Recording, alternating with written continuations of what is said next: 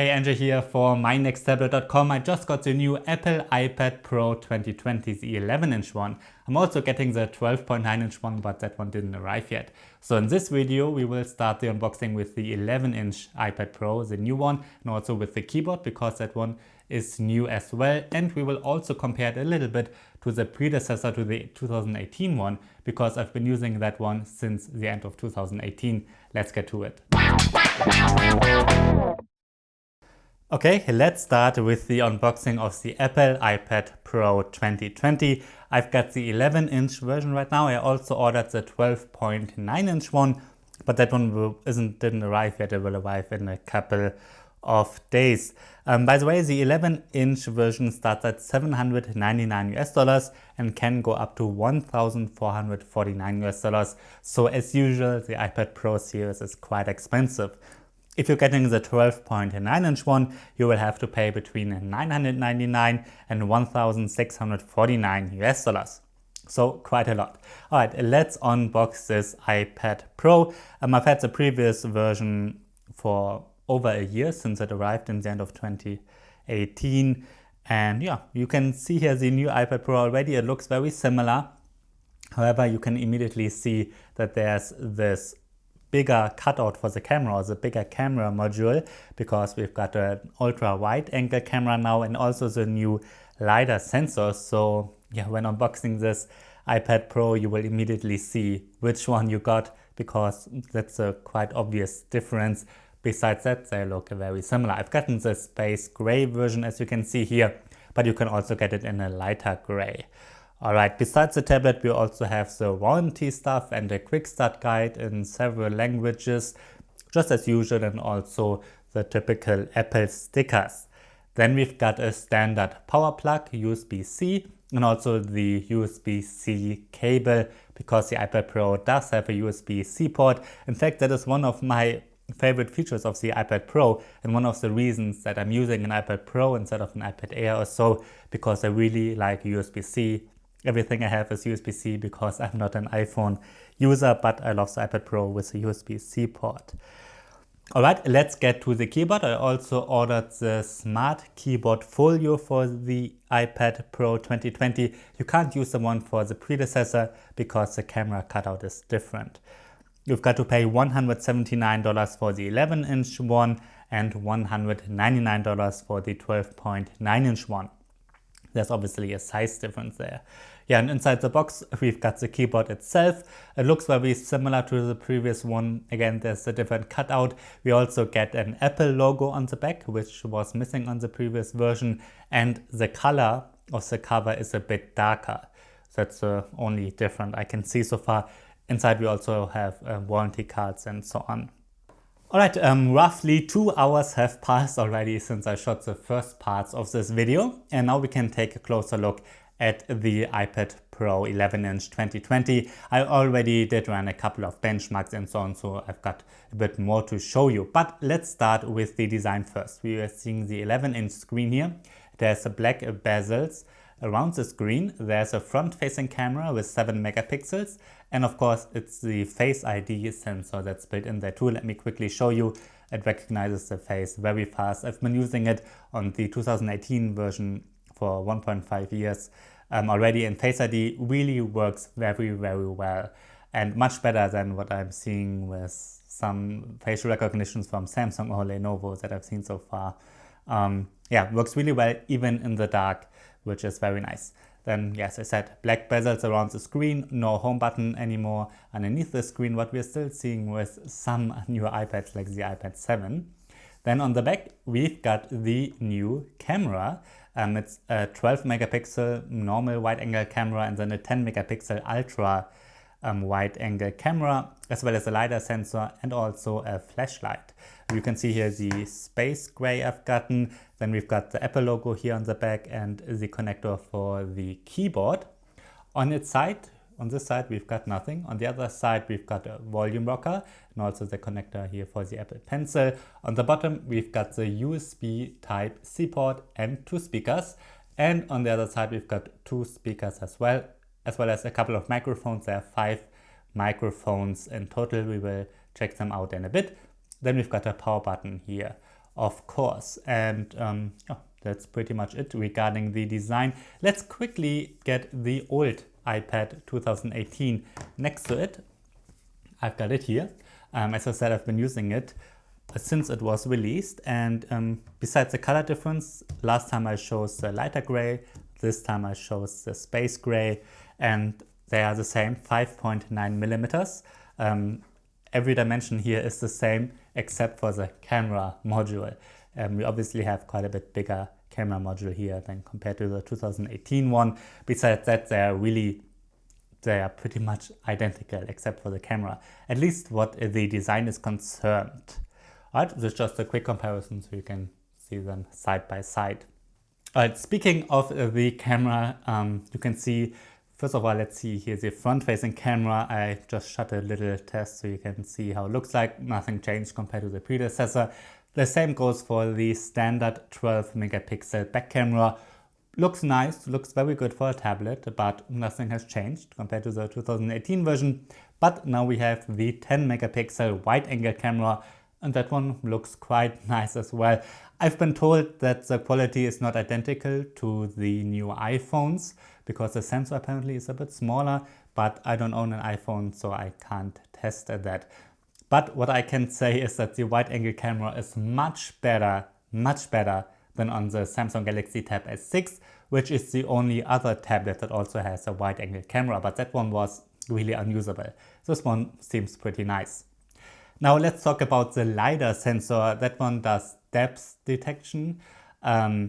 It's basically just useful for augmented reality stuff, for AR stuff. And you can see me here using it with a measurement app, or you can use an IKEA app. I'm sure there will be in the future more apps that make use of the LiDAR sensor, and maybe even Apple will release some AR glasses or whatever, but at the moment this LiDAR sensor does not seem to be interesting to normal users, pretty much not at all. But yeah, maybe for some developers it will be very interesting, especially maybe if you're developing apps for the new iPhone. The next one, maybe it will have the LiDAR sensor as well, we don't know, but I would say for 99% of people it's just something to play around with for 30 minutes, and then yeah, the LiDAR sensor is not the reason for most people to get this tablet. Alright, you're hearing the studio microphones of the iPad Pro 2020 right now, and yeah, I think they sound quite nice. However, keep in mind that I'm holding the iPad Pro right in front of my mouth at the moment. If I'm holding it a bit further away, like I would for a normal video call or so, then of course it does not sound as great, because a close microphone placement is quite important for good sound. But sure, it's nice that we're getting nicer microphones. Alright, let's check out the internal hardware of the iPad Pro 2020. We're getting an Apple A12Z or Z processor now. In the predecessor we had an Apple A12X. And in fact, compared to the predecessor, not that much has changed. I already ran a Geekbench 5 benchmark, you can see the results here. And it is faster than the predecessor, but only by a very little bit. So in real life, you won't notice any big difference. I really don't think you will notice any big difference, but it is a little bit faster. So if you're getting the newest iPad Pro, you're still getting a little bit faster tablet.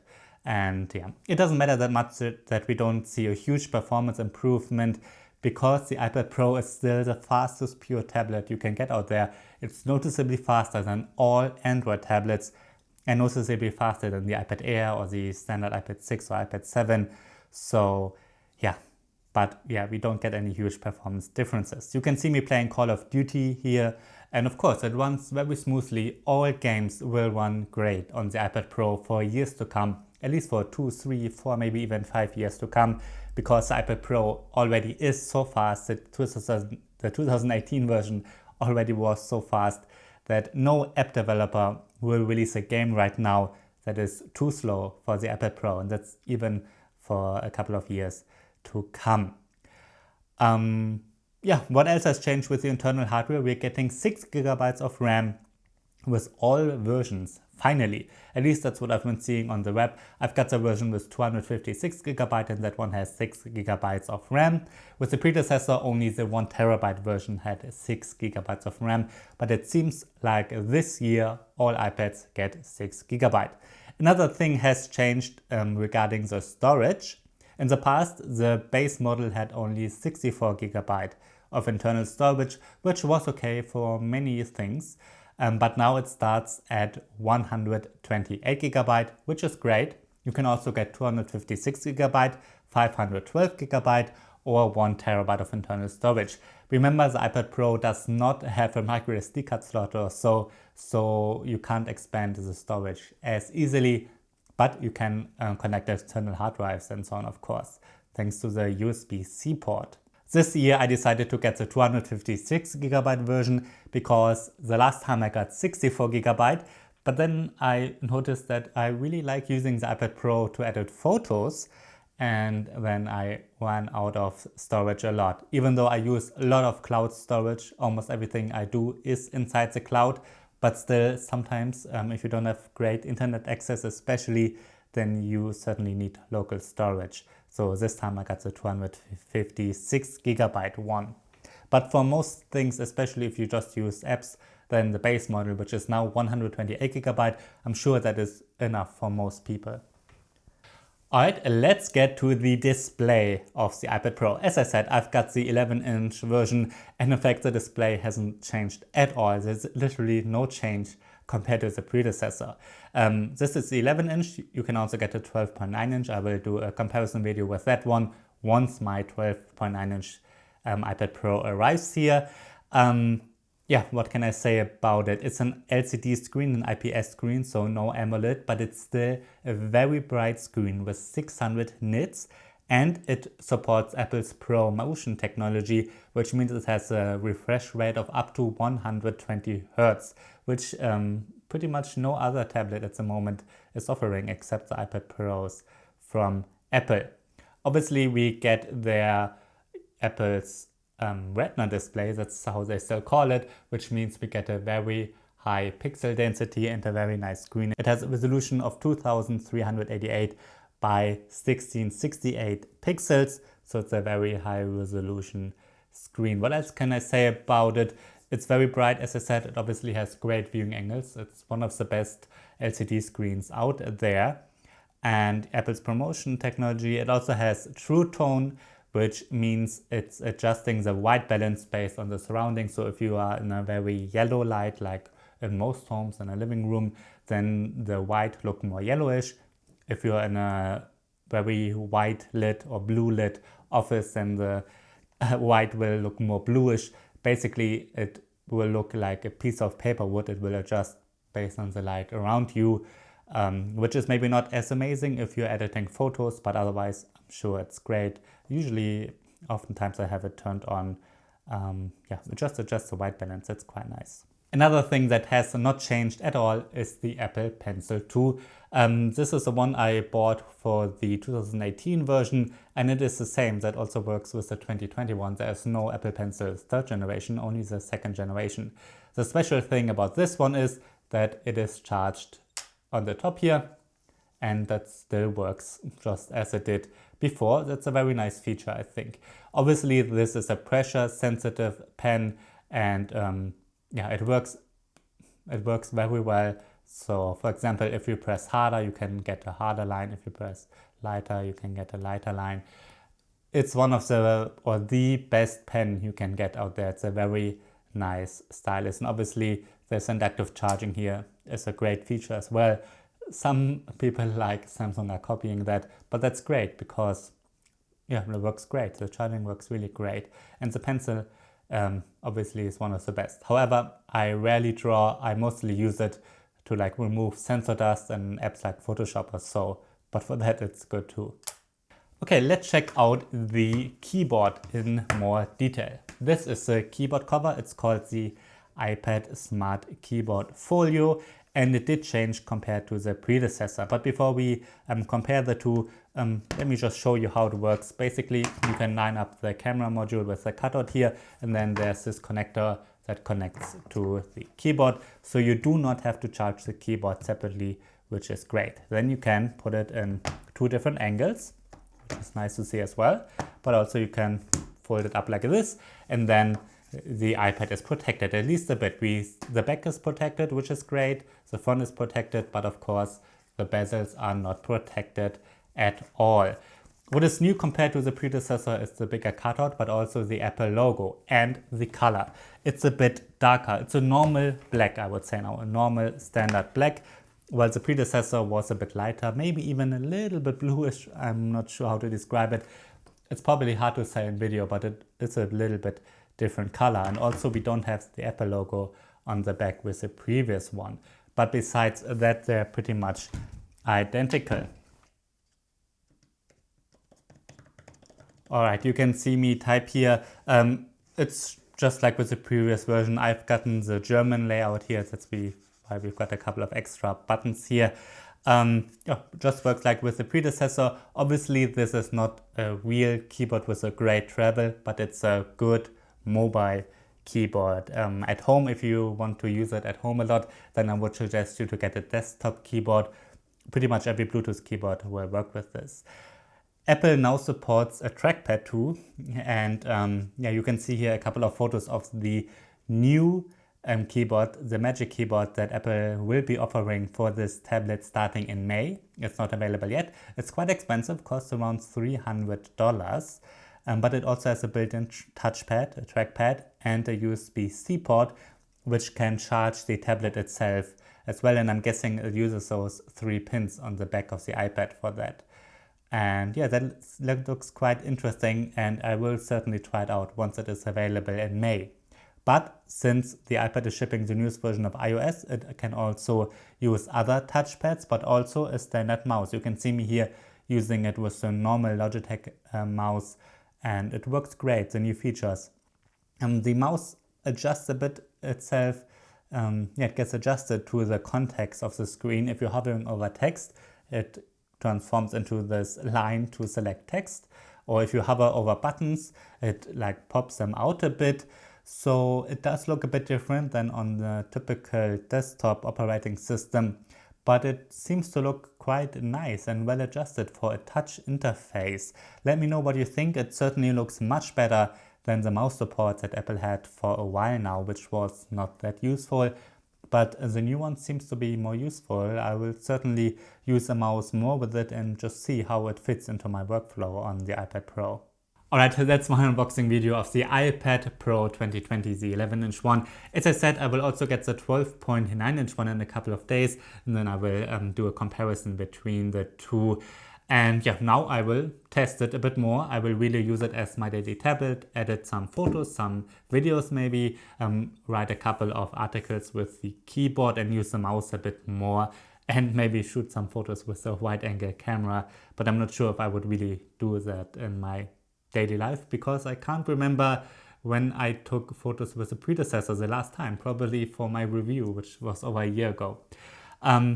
So when I'm done with my final review, you will hear my final verdict, but I can give you some first impressions or some advice, which basically is, if you've got the 2018 iPad Pro, it really makes no sense to get the new one, because not that much has changed, unless you really want the wide angle camera, or unless you really need the LiDAR sensor, or unless you want a little bit better performance. But besides that, not that much has changed compared to the predecessor. But if you want a new iPad Pro, if you don't have one yet, or if you've got an older one or yours is broken, then sure, get the new iPad Pro 2020. It's the fastest pure tablet you can buy at the moment, and it is the best pure tablet you can buy at the moment. No Android tablet gets close performance-wise, display-wise. The speakers are great too. So yeah, this will probably be, in my final review too, the best pure tablet you can buy at the moment. Alright, I'm NJ from mynexttablet.com. If you have any questions, please write them in the comments, and yeah, see you next time.